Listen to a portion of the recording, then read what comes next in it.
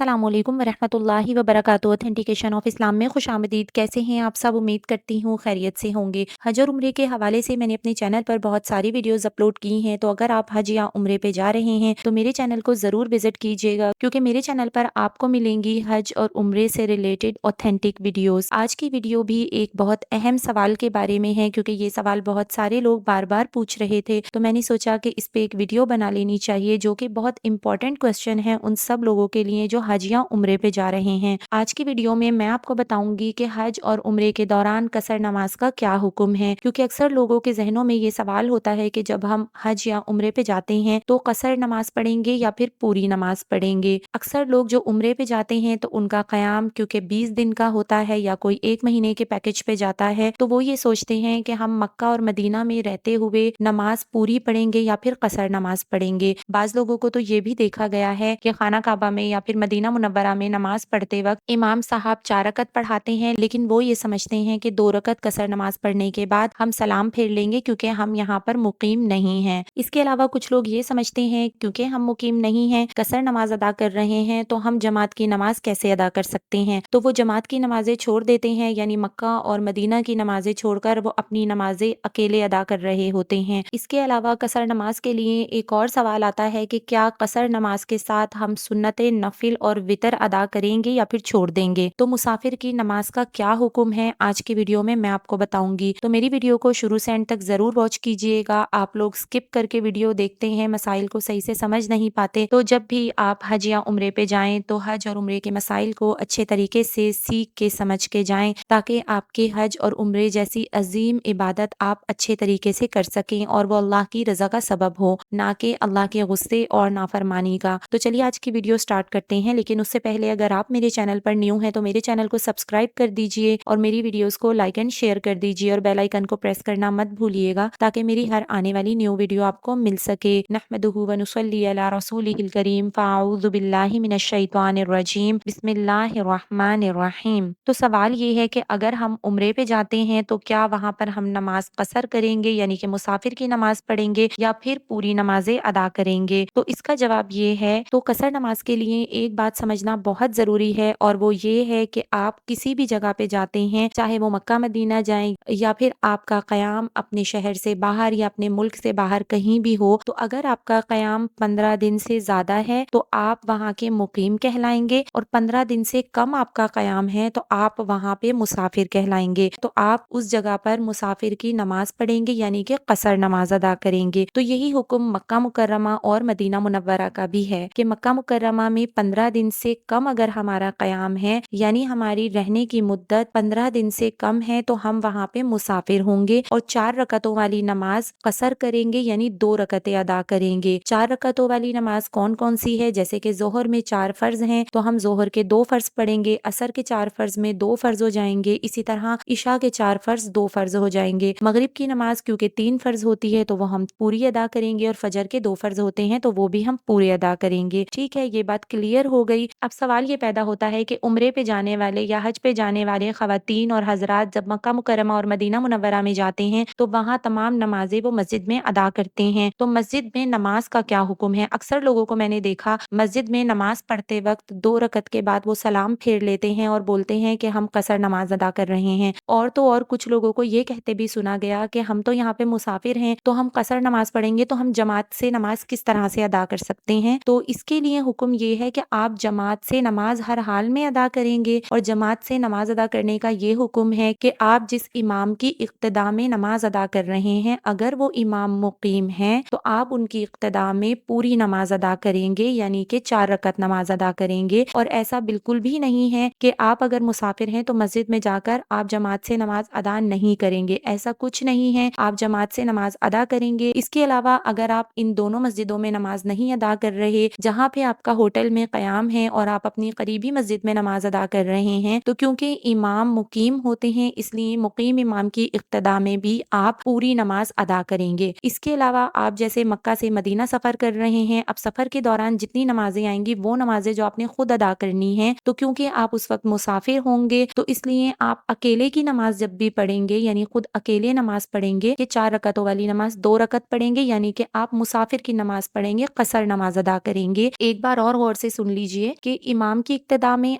क्योंकि इमाम मुकीम है तो आप पूरी नमाज अदा करेंगे, लेकिन अगर आप अकेले नमाज अदा कर रहे हैं तो आप अपनी नमाज को कसर अदा करेंगे, यानी 4 रकअतों वाली नमाज को 2 रकअत अदा करेंगे। अब तीसरा सवाल लोगों के ज़हन में ये आता है कि कसर नमाज के दौरान सिर्फ फ़र्ज़ ही पढ़े जाते हैं, सुन्नतें और नफ़िल नहीं पढ़ सकते, इसी तरह वितर भी नहीं पढ़ सकते। तो एक बात आपको बताती चलूँ कि कसर नमाज़ों में सिर्फ फ़र्ज़ जो हैं वो आधे हो जाते हैं, 4 रकअत 2 रकअत की हो जाती है, लेकिन जो सुन्नतें हैं आप सुन्नतों के तरीके से अदा करेंगे और नवाफिल भी उसी तरह अदा करेंगे और वितर भी उसी तरह अदा करेंगे, क्योंकि वितर अदा करना वाजिब है। तो ये था कसर नमाज का हुक्म। तो इंशाअल्लाह अल्लाह की ज़ात से उम्मीद करती हूँ कि ये मसला आपको अच्छे तरीके से समझ आ गया होगा। अगर फिर भी कोई बात ऐसी आपके ज़हन में है जो आपको समझ नहीं आई है तो आप मुझे कमेंट करके मुझसे राब्ता कर सकते हैं। हज और उम्रे के हवाले से बहुत सारी वीडियोज़ मेरे चैनल पर मौजूद हैं। आप मेरे चैनल को ज़रूर विज़िट कीजिए और इसको शेयर कर दीजिए उन लोगों के साथ जो हज और उम्रे पर जा रहे हैं। अल्लाह पाक आप सबकी हज और उम्रे की तमाम इबादत को कबूल व मंजूर फरमाए। मुझे अपनी दुआओं में याद रखिएगा। इसी तरह की और बहुत सारी ऑथेंटिक वीडियोज़ के लिए देखते रहिए ऑथेंटिकेशन ऑफ इस्लाम। अस्सलामु अलैकुम व रहमतुल्लाहि व बरकातुहू।